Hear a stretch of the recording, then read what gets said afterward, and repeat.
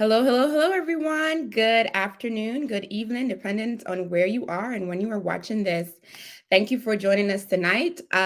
Today, we will be discussing real estate. So, if you've been following us, we've been doing a series on building wealth, more specifically, long term wealth. And this is a segment of our book where we're talking about a toolkit for raising wealthy kids. And in this book, we outline how you can build wealth and also protect it. So today, what we're going to be looking at is how you can use real estate, man, as a vehicle for building wealth. And we have some awesome individuals here tonight, licensed real estate agents, who will be sharing with us how we can possibly build wealth using real estate. So first, I'm going to bring up Miss Sheila Palomino, who has been a real estate agent or in the business for over 20 years. And she's going to share a wealth of knowledge with us. And so, hi, Sheila. Tell us a little bit about yourself. Do you want to introduce yourself to us tonight?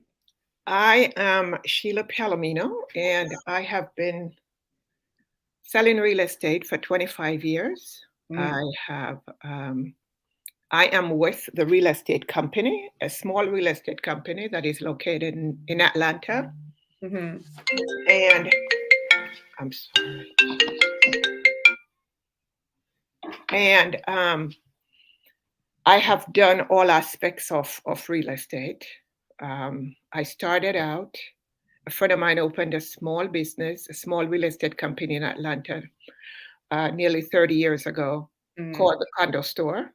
He moved from New York and started specializing in condo, and it blew up. And for many, many years, we controlled the condo market with selling resale condos, doing new construction, doing at that time they were doing a ton of conversions, apartments to condos. Mm-hmm. And I came to work with him. And when I relocated to Atlanta, I called him. He said, "Come and work with me."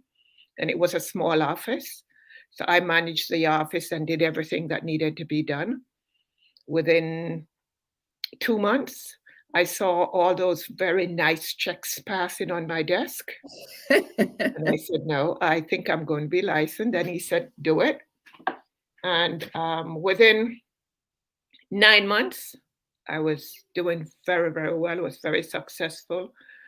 For maybe 15 years, every year I was in the $1 million club for. All right, let's hold that. Let's hold that. I'm gonna bring on Lajanda so we can hear from her, and then we'll dive in. Listen, the what? What did you say? Okay, so now I'm gonna bring on Miss Lajanda Casey, who is very experienced in the real estate market, and she's gonna share with us her wealth of knowledge. Hi, Lajanda. Welcome, welcome. Tell us a little bit about yourself. Hey, thank you. Thank you for having me. Again, my name is LaJonda Casey. I am a licensed salesperson in the state of Georgia, and I do have experience prior to getting my license, being a landlord of my own and renting out my properties as well. So I have that component of the real estate business. Mm-hmm. Um, always had a passion for real estate for some reason, even in high school. But I finally decided to get my license, and it's been great. Okay, awesome. So, Sheila, you already started telling us about yourself and how you got into it. The first thing we wanted to dive into was for you guys to each tell us a little bit about yourself and how you got into real estate. So, Sheila, you said your friend, you want to go again a little bit, just in a synopsis. You Yeah, were introduced. Mm-hmm. he opened a company. And anyway, I came in, I called him, started working for him, the small office. And after seeing all those big checks, I decided I'm going to get licensed. Mm-hmm. And it was a completely different time. Yes. For about 15 years, I did very well with real estate in the $1 million club for Atlanta Board of Realtors for years. And Wow. yeah, so real estate is, and Lashanda will confirm that when you fall in love, you fall in love. Okay. It, yeah, All right. So, Lajanda, what about you? When you Lashanda. fall in love, you fall in love. I guess Yes. you're in love. How did you get in love with real estate? So I have a lot of relatives that are in real estate, whether it be them being agents or brokers. So that's kind of how I got my foot in the door with real estate. Like I said, prior to getting my license, I dealt with renting out my own home. And then after purchasing my second home, I was like, okay, let me stop playing and go ahead and get my license and try to make some money out here. Trying to get like Miss Sheila. Yes. In the $1 Million Club, right? Yes, exactly. So that prompted me to get my license. And it's been a great flow. Like I said, as far as knowing the real estate salesperson side versus the being a landlord, renting homes and etc. So it's great to know definitely both aspects and how to maneuver and grow in wealth. Okay. Yes, that's what we're talking about, growing in wealth. So I want us to kind of dive into, as you mentioned, wealth, right? What are some of the benefits of having real estate property? LaJonna, do you want to take that first? What are some of the benefits of having real estate property? Sure. I would say investment, investment, investment, investment. That's what it's all about when it comes to real estate. My motto is I want to leave something not only for my child or my children, but my children's children. So I feel like if I can purchase a property now, especially the way the market is today, sit on it, rent it out, and then I can pass it on to my child or my children in the near future. And that's by the time they take over, the house will be paid off and they're just generating monthly income, passive income, without even doing anything. Lucky them, right? Yeah. So, Wow. so I think those, are definitely some of the benefits as far as real estate, owning real estate. If you can get it, keep it. Keep it. That's a good one. If you can get it, keep it. All right. What about you, Sheila? What do you want to share with us? That's some of the benefits of having real estate. I think a lot of people go in just like piggyback on what she said. It's an additional income. You go in, you buy, and you're using that to probably give you enough money to build your portfolio. And building your portfolio is buying and holding. You don't buy and sell, you buy and hold. Buy and hold. Some people go in to do the flipping, and they flip first, and then they do the buy and hold. Because the flipping, and for people that don't understand the flipping, you buy, you renovate, you sell back. And most people take that profit and reinvest until they get enough that they could maybe buy 2 or 3 properties from. And then they do the hold. Or some people hold and continue to flip, and then, that could be money for whatever reasons, whatever thing that they needed for, either to save, to flip, to do whatever. So real estate can be quite lucrative. So you're saying that you can buy and hold, right?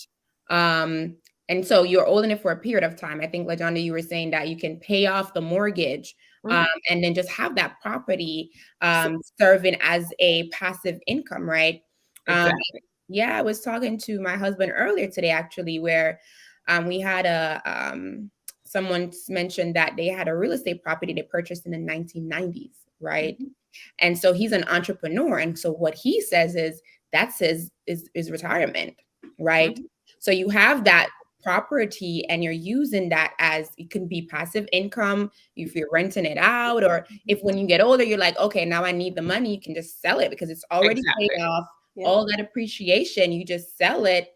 And now you have, instead of a 401k, you have your whatever the price is. So no, that's good. So one thing that I've heard a lot about, that we hear a lot about nowadays, is this idea of getting is it tax saline properties, right? I think it's becoming popular, or you think, oh, it's easy to get these properties, or this is the way to go. Do you have any caution on that, or what would you tell somebody who's interested in getting first of all, what is tax saline property? What is that? Well, tax lien is when someone does not pay their real estate taxes on their property. And it accumulates. So the state or the county tries or sells it in an auction. The thing with that is that up until that time, they can come in and pay it up as long as they can get the funds to do that, to get it out of there. So you probably, and Lajana will say that, you will see 20 or 30 of them pop up, and then by the time that it's ready, minimum is there. Why don't you take it from here? Yes, that is true. The individual who owns the property, who owes the taxes, they do have up until the time of auction to pay it. So it may be 30 homes the night before. You get up in the morning, it may be 10. It just depends. So you have to keep up with the list, even up until you get to the auction that morning. Typically, they have it like the first Tuesday of the month, unless it falls on a holiday. And I know in some counties, DeKalb in particular, you have to register before you go. So you can't just go to the auction anymore, the tax sale lien. You have to register before, and they do close the registration prior to the auction. So you can't do a last minute type of registering it. But it could be a lucrative, investment as far as real estate, especially if you get the right property. I have a relative who went to the tax sale lien, purchased a property for around 40 to 50,000. Now, of course, it's a situation where you're not going to be able to see the interior of the home until that right of redemption, which typically you have to wait a year and a day. So you don't know what you're going into, but if it's not as bad, it could be a good thing. Okay. So you're saying you have to be cautious, right?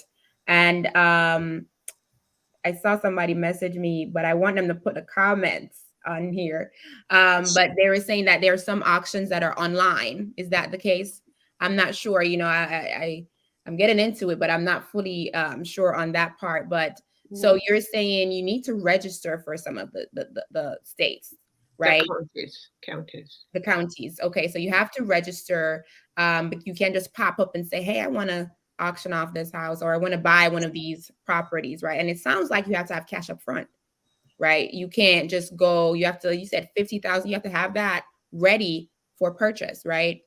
And so, okay, so I guess one of the things that I also mentioned in the book, I didn't talk about it yet. So this series is in line with our book, A Toolkit for Raising Wealthy Kids, in which we talk about how you can build wealth, specifically long-term wealth, right? And then you want to protect that wealth. And so in the book, we talk about the game of Monopoly. Oh my goodness. I used to love this game so much. When I was growing up, I would play this game. But let's talk about who wins Monopoly, right? Who is the winner of the game of Monopoly? It's who owns the most properties, right? And so, most people are cautioned to say, well, once I buy a house and I live in it for 5 years, I'm going to sell it. So what are your thoughts on, let's say I have a child and I'm wanting to build long-term wealth for this child, right? Or I'm trying to build wealth for my child, whatever the case may be. Do you have any nuggets or any thoughts on that in terms of building wealth? Well, again, buying and holding property, putting your protecting real estate will always, real estate is always a long-term money maker. We are in a different market right now that is very unusual. This is a new trend, a new market that we are in. Yes. And for pricing, for everything, it's different. But for the people that are buying and holding and hanging on to it, we talked about this earlier. It's it's income. It's income that you can take money from. You can keep it. You can pull the money out of it, Mm-hmm. and then continue to rent it and use that to pay it back. So there are so many ways you can do that. Mm-hmm. Yeah. Yeah. Donna, did you want to weigh in? Yes, just basically what Ms. Sheila said. I mean, you get a home, rent it out. You can use the money, whatever money is left over after paying the mortgage. You can put that towards, an investment, another Right. property, whether it be a tax sale lien, a regular auction, which I know auction.com is another avenue that's not directly through the county. Mm-hmm. And I think you can get those properties right away if you had the cash on hand. Mm-hmm. You don't have to wait, the year and a day, like you do with the tax sale liens. And like I said, you can take that money that you've earned from renting that property and go buy another one. Yeah. So it's all kind of different avenues you can go about when it comes to real estate and investing. You just have to do your research. If you don't know, find out. Mm-hmm. Yeah. So Yeah. Yeah, that's interesting. I remember you though mentioned LaJonda, something on the notion of getting an LLC, right? yes, yes. You want to talk a little bit about that when you say get an LLC or something of that nature? What are you referencing? Sure. So yes, I pretty much when it comes to LLC, pretty much a company or business which you can operate your rental property under. So that's where that portion can come in at. And again, this is something long term, building wealth for your kids. Mm-hmm. You can educate your child about, how to properly run the business, running the bank account for the funds, where you're collecting the rent on that property. Mm-hmm. Add them as an employee. So it's all kind of different avenues you can go when it comes to real estate and LLC. I think it's smart, and hey, why not? Okay. And Sheila, having the LLC is also personal protection for you, Yep. because whatever happens, it's on the business and not on you not on your personal finance. Mm, Yep. And I So don't think people realize how, and again, a lot of this information is not complex. yeah, It's really not. It's just being educated and knowing, the proper steps or the proper channels. mhm. It's not hard to go form a LLC through the Secretary of State, which Georgia or whatever state you may reside in. right. Setting up that business bank account, Mhm. it's really not as hard as it may sound. Yeah. And so many parents now are doing the trust for their children. Yes.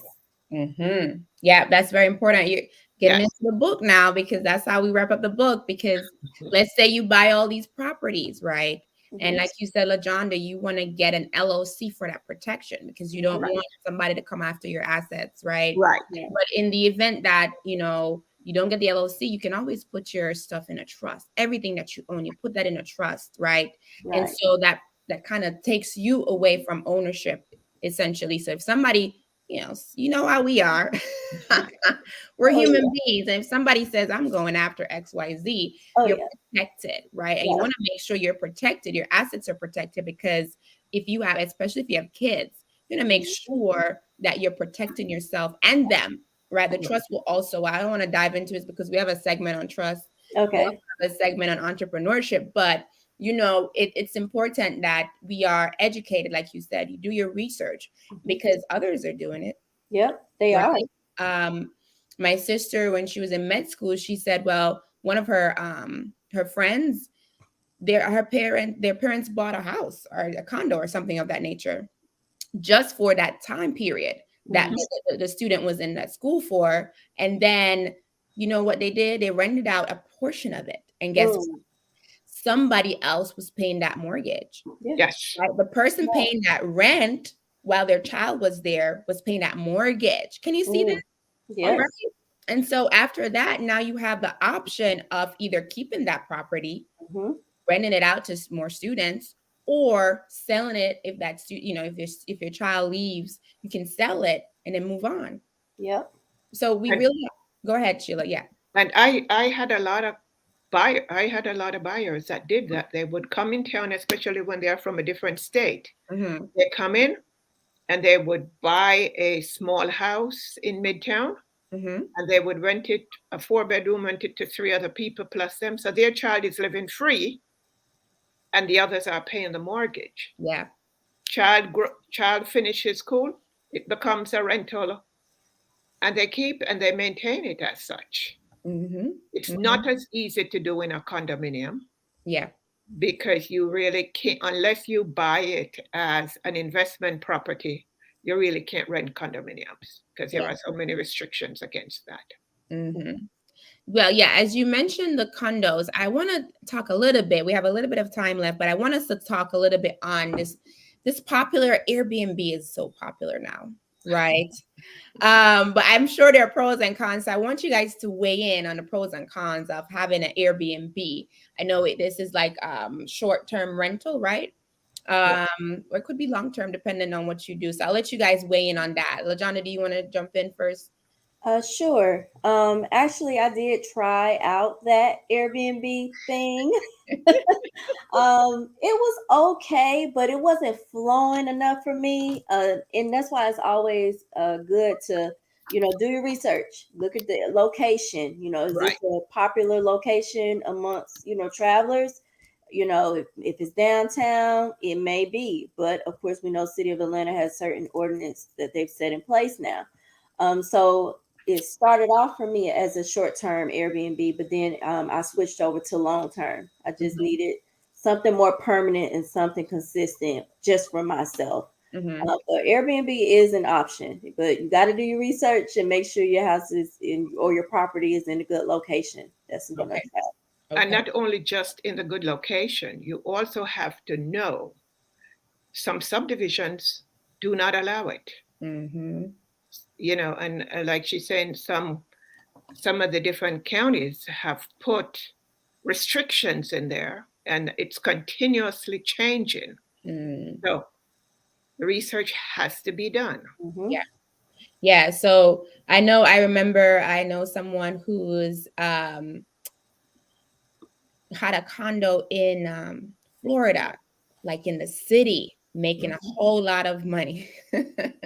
So it depends on the location that you put the or you choose for your Airbnb, right? Right. And each state is different. Right. Mm-hmm. Mm-hmm. I mean, I can only speak for Georgia. But the not only the states, the counties are different. Mm. Because some will say, oh, you buy a house, you can do what you want with it, while others are like, nope, we don't want Airbnbs, we don't, and they fight back. So, Mm-hmm. Right. So it's something that has to be researched. That's Yeah. true. Yeah. Check with your Just buy homeowner. a house and say, oh, I'm going to Airbnb it, because you may not be able to do it. Yeah. And you were saying check with your HOA, LaJonda? Yes. Like Ms. Sheila said, you have to do your research and your due diligence, as we like to call it. Check with the homeowner association, see if they allow renting, especially the condos. Condos are really strict. So Yes. even a lot of them don't allow Airbnb at all, Right. especially City of Atlanta. And if they do allow long-term renting, it may be a wait list. So Mm-hmm. it just depends. Yeah, Okay. because most condos will only allow, most of them will only allow a year plus. You have to have a year lease because they don't want that turnover. Yeah. Yeah. So essentially, if you want to do an Airbnb, the location is important. Mm-hmm. Where you choose for that Airbnb, and then you want to make sure that, especially if you decide, because I know you don't actually have to own the property, right? You can rent it, but you have to make sure that whoever you're renting the property from is okay with it, right? Some people are. Some people are like, just pay me my rent and do what you got to do, which make sure you keep my house or my apartment, whatever the case may be, up to par. But then some are like, no, we are not doing that. So you have to be very mindful of that. And so we have a few minutes left, and I just want to ask if there is any other thoughts that you want to share. I know I have increases your net worth, and maybe it's additional income. You want to share anything additional? If there's somebody here, they have a child, and they're like, oh man, I want to build wealth for my child, right? Using real estate, what would you leave with them? What would you say? Definitely do this. Well, my thing I leave with people, what I would like to leave with them is that buying real estate is not as hard as some people think it is. When you buy real estate, you need a good team. The upfront is you must have a good lender, because if you don't have a good lender, you're not getting to the closing table. You must have a good real estate agent, and not everybody's personality can work. So it's having somebody that you're comfortable with, that you can trust, and it goes vice versa. You need a good inspector. And these are all things that are important. So when you get to that closing table, and you need a good closing attorney, that you don't feel like, I would never do this again. I've heard people say, my experience was so bad, I don't know if I want to do this. So to prevent that, and there are always going to be bumps, there could always be bumps in the road, but if you have a good team, that bump is really not as bumpy as it could be. Yeah. Because everybody's working together. Yeah. And even if you have a low score and you have a good lender, they will walk you through and tell you what you need to do to get yourself ready, to improve yourself, to get your scores up so you can purchase. You may not be able to purchase now. 6 months down the road or a year down the road, you'll be able to do it. So it's just working towards what your end goal is. Yeah. Okay. And LaJonda, what about you? Do you have any last? When it comes to kids, it's all about instilling, that knowledge and passing the torch on. So I think it's important to start now while your kids are young, instilling, the importance of wealth. Learn what you need in school. I always tell my son now, okay, this house gonna be yours, but you got to do right in school. You got to get your knowledge. So I think it's important, as parents, to instill that into them and provide them with the resources such as the toolkit for raising wealthy kids. Yes. Yay. So yes, it's important to get them ready now and set them up for greatness. Yeah, no, those are very good points, right? And another quick thing is this. Yes. That as parents, I think sometimes you can take your kids to an open house, expose them. But please, parents, be honest with the agents. Tell them you're working with an agent. Tell them you're just testing the market. Because that agent is there to sell that house. And no agent will tell you can't just walk through the house if you're just testing the market. But, be upfront. Yeah. Be upfront. Yeah, no, this is good. So I like to do recaps on what we've done or what we've discussed. So essentially, we were talking about how you can use real estate to build long-term wealth. And some of the things that were coming out was long-term. You want to think long-term. So you have options of buying and flipping continuously, and then buy and hold, right? Or you can just buy and hold. And then you can just have that home paid off, and then it's just continuously bringing in that extra income over time. Sheila just mentioned you want to have a good team when you're purchasing a home, right? It will make a whole lot of difference. Thank you, Sheila. My experience was good. Well, I'm happy. She was our real estate agent, so she made our lives a lot easier. When we were like, "What's going on here?" She was like, let me call and let's see what's going on here. Makes a big difference. You want to make sure that if you're building wealth for your kids, LaJonda mentioned, make sure they're knowledgeable, right? You don't want to just build this wealth and then say, here's the home. They might just sell it after, Exactly. All this work. So you All want that to for nothing. listen, you're building all this wealth and they take it and splurge it. Look. We see that all the time. Yeah, so get this book, A Toolkit for Raising Wealthy Kids. And so in the book, we have a lot of activities to introduce your kids to, money management and those type of things. And so it takes me back to where Sheila was saying you can go into an open house with your child, right? So you can explain the ins and out, right? But of course, you want to be honest with the agents and say, we're not buying, or we have somebody already. We're just looking and, introducing these things. You want to make sure you do your research, and you can also get an LLC, right, to protect yourself from anything. You never know. Everybody has good intentions, but some of us have bad intentions too. And we're not always going to agree. So you never know. You want to make sure you get an LLC to protect yourself, right? And do your research, right? We hear about Airbnb. You can do Airbnb, but you want to make sure the location is right? And that if you're not buying a property, or even if you buy a home, because sometimes your HOA is like, nah, we're not doing that. So you want to make sure you're doing your research and all that good stuff. I think I captured everything.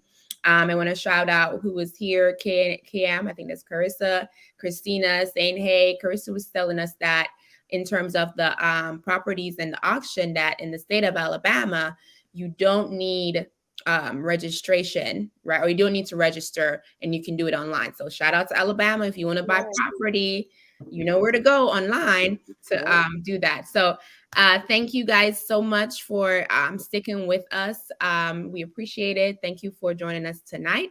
And then join us next week, where we'll be talking about entrepreneurship, because that's another avenue that you can use to build wealth. Let me tell you what these tax write-offs, but I won't dive in today. Join us next week. All right. See you next week. Thank you for having us. Thank you.